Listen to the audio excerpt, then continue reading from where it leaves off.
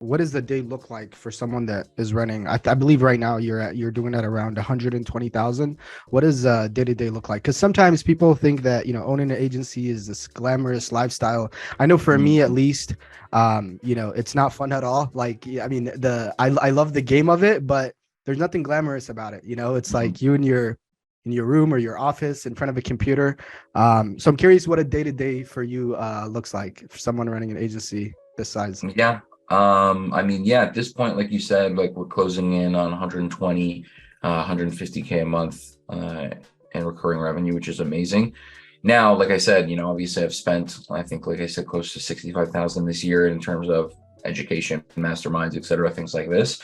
So really, again, we really want to take it to the next level in terms of just reinvesting into the business. Mhm. Um, again, remind me on that question.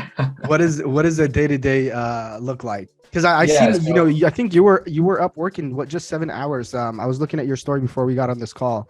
You were it was like 1 o'clock in the morning or 1:30 in the morning, and you were pumping yeah, out some yeah, sort of yeah. videos. So day to day, it really depends. And again, I think this comes down to the individual. I try to keep my day relatively structured, but um, I mean, I'm like I said from that story last night. I end up working super late. So generally, I'll wake up 8, 9 in the morning.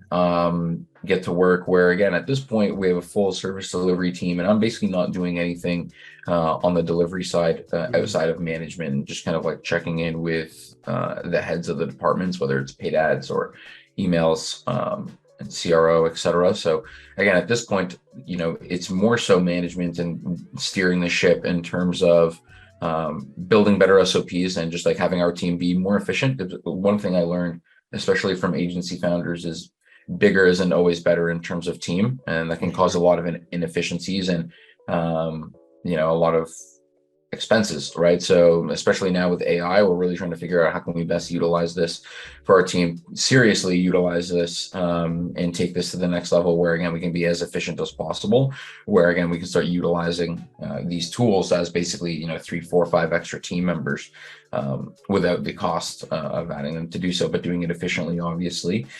So as of right now, again, it's really building SOPs, really just directing overall, like how are we going to focus on customer acquisition. I mean, that's my main focus pretty much throughout the day. And it's really centered around that. But I probably work in between like 10 to 12 hours, more so on like we just said, SOP building, content creation is obviously huge. Sales is the one thing that I still manage myself. So any sales calls and audits, things like that, I'm the one taking the charge on. But other than that, like you said, it's quite boring at this point. It's not as glamorous as people think, and there's nothing really fancy.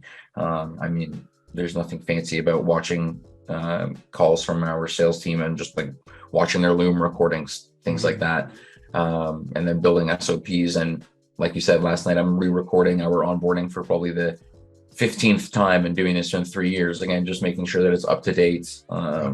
and it's as crisp as possible. And we're bringing on a few new services as well. So again, just more so just the overall steering of the ship and then giving it to our team to kind of lead us in the right direction.